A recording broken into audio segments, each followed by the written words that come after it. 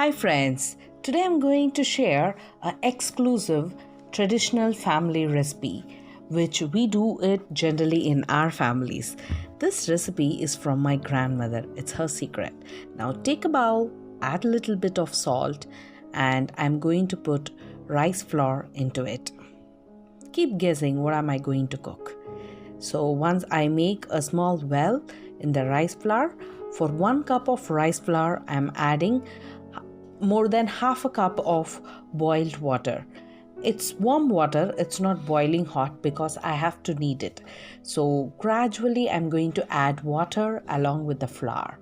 So keep mixing it, gently mix it, and make the consistency according to your taste, and keep checking it. Though rice flour has to be properly mixed with the water, and now at this stage it's in crumbling stage, so I'm adding more flour and some more water to it to make it into a dough.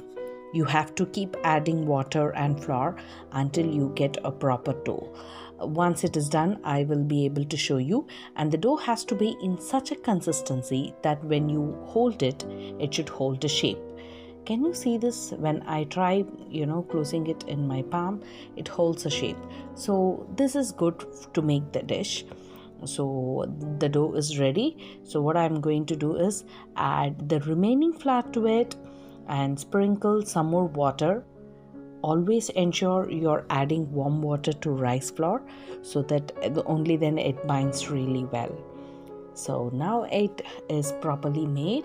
So I'm just making a finishing touch to it with the added remaining flour, and that's it. Now what we are going to do with this is, in a nutshell, I would tell you that make a dough and steam it, then you are going to add tempering to it. That's it. And here your neer korukata will be ready. After keeping it aside for 10 minutes, I'm going to grease my palm with some peanut oil and make small balls out of the dough. So the balls have to be made really gently soft and smooth. Can you see? When you see a little cracks in the beginning, you will get it once you keep doing 2 or 3 more balls. So keep doing it and finish making all the balls and keep it aside. And whenever you feel that your hands are dry, keep lubricating it with peanut oil. So you're not going to add more oil to it apart from tempering. So let me make all the balls to it. Generally, children in your family will love doing this, and once it is done, they will love eating this as well. So you can take their help. So this is the funny part, where you make all the doughs, and this is what I really like. It is a very good way of doing it. So you can see like some balls are big, some are small, some are medium size. Basically it has to be marble sized balls. So that is what we needed. This is a very simple vegetarian tasty recipe that you all can make and try. You will definitely like it, I'm sure. So once now I'm done with all the balls making, so everything is ready. You can see the nice rice balls properly ready to get steamed. So here I'm going, if you have a steamer, feel free to go and use a steamer to do it. Here I have a rice cooker. I've added a little bit of water in the bottom, and I kept the rice lid there, and I'm putting all the balls into it, and I will let it sim for some time. So meanwhile, when it's getting steamed properly, I have to really keep watching it. You need not overcook it, as we've added warm water to the rice dough. It doesn't really need a long cooking hours. So maximum 3 to 5 minutes. Please don't let it cook more than that. 3 to 5 minutes will do. So I'm going to let it sit for 3 to 5 minutes. So after that, we are going to do the tempering.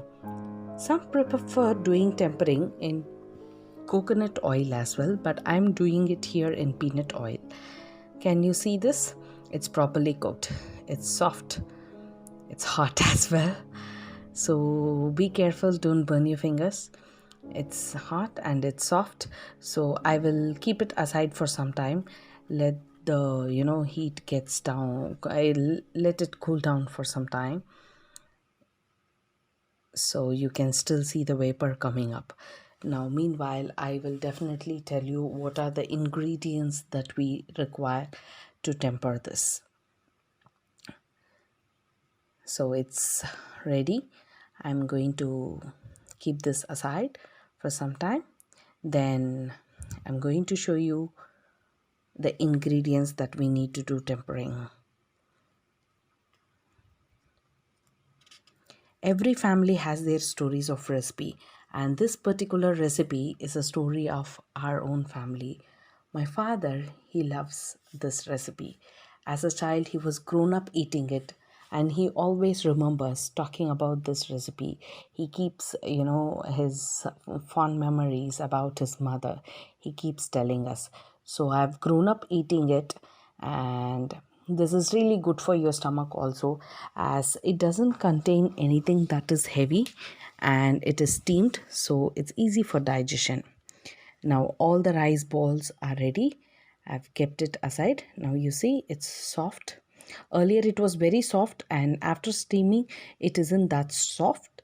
So it's nice, it's easy to cook. If you cook it without steaming, it will spoil it.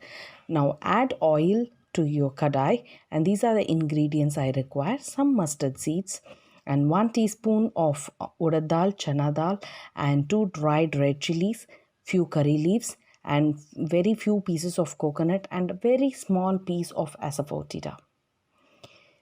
Can you see? Yes. Now I'm going to add all this. Now oil is hot, and I'm adding mustard seeds. Once it's splatter, you can see that it's splattering. Now I'm adding urad dal, chana dal, and dry red chilies, curry leaves. And if you have asafoetida powder, feel free to go ahead and use it. As I don't have a powder, I'm using the cube, so I've made fine like small pieces of it, and with that I've added.